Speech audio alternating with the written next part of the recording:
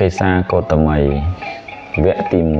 1ពុបហេតុនិងឧបាយកន្លឹះតាំងពីដើមរហូតដល់សេដ្ឋីនាំនាង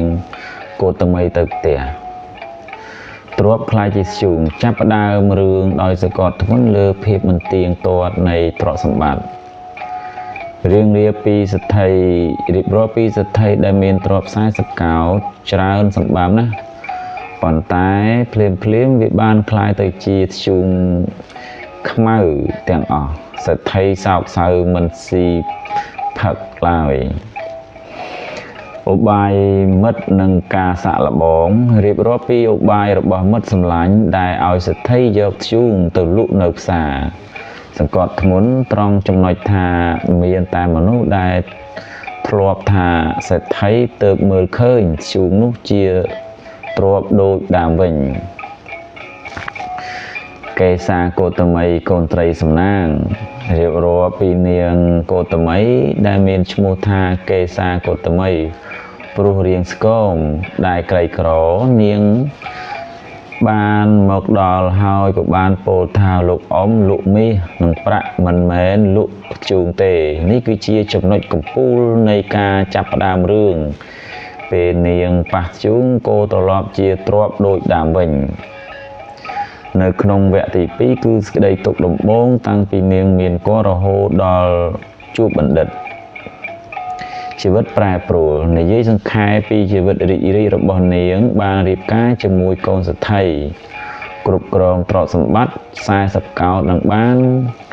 ប្រសូតបុត្រជាទីស្រឡាញ់សុភមង្គលហាក់ដូចជាពេញលេញទុកសោកធំសង្កត់ធ្ងន់លើសេចក្តីស្លាប់របស់បុត្រ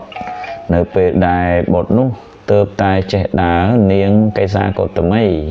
មិនធ្លាប់ឃើញសេចក្តីស្លាប់ពីមុនមកដូច្នេះនាងក៏បដិសេធការពិតនេះនាងមិនអនុញ្ញាតឲ្យគេយកសពកូនទៅដុតទេតែបីដើរសុំថ្នាំព្យាបាលនៅតាមផ្ទះជួបបណ្ឌិតអ្នកណែនាំពេលអ្នកស្រុកចាត់ទុកនាងថាឆ្កួតព្រោះសុំថ្នាំឲ្យមនុស្សស្លាប់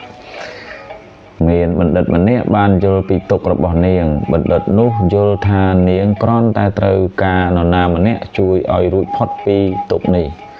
ហើយចង្អុលបង្ហាញនាងទៅកាន់ព្រះសម្មាសម្ពុទ្ធវគ្គទី3មេរៀនគ្រាប់ស្ពៃនិងការត្រាស់ដឹងពេលជួបព្រះបរមសាស្តារហូតដល់បោះសាកសពចោលលបងប្រាជ្ញាជាមួយក្របស្ពៃនាងកេសាកោតមីទូសួររកថ្នាំព្រះបរមសាស្តាទ្រង់មិនបដិសេធទេតែទ្រង់សូមឲ្យនាងទៅស្វែងរកក្របស្ពៃមួយក្តាប់ពីផ្ទះណាដែលមិនធ្លាប់មានមនុស្សស្លាប់មិនធ្លាប់មានកូនឬឪពុកម្ដាយស្លាប់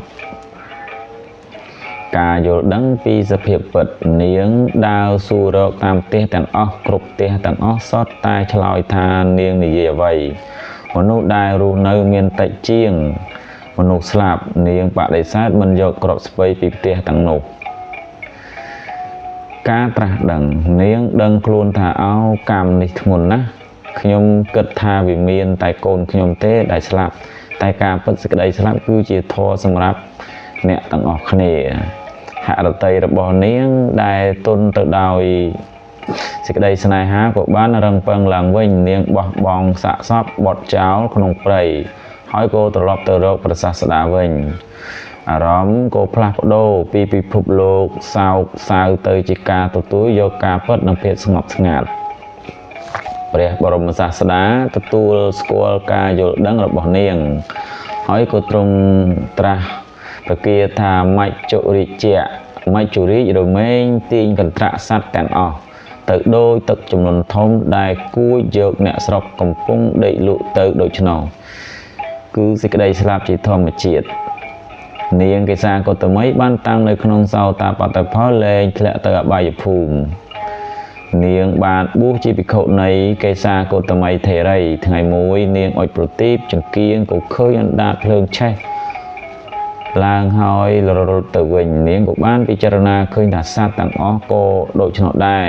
កើតឡើងហើយរលត់ទៅវិញព្រះសាស្តាទ្រង់ផ្សាយរស្មីមកហើយក៏ត្រាស់ថាប្រកាសថាចុងក្រោយដែលជាចំណុច ធំបំផុតនៃរឿងការរស់នៅសូម្បីតែមួយថ្ងៃរបស់អ្នកឃើញនៅព្រះនិព្វានប្រសើរជាការរស់នៅអស់100ឆ្នាំរបស់បុគ្គលដែលមិនឃើញផ្លូវព្រះនិព្វានលទ្ធផលនាងកេសាកោតមីក៏បានសម្រេចនៅប្រារព្ធនៅពេលនោះឯងសូមអរគុណដែលបានតាមដាននៅវីដេអូសូមចូលរួម Subscribe និងចុច Like និងតាមដាននៅវីដេអូបន្តទៀតសូមអរគុណ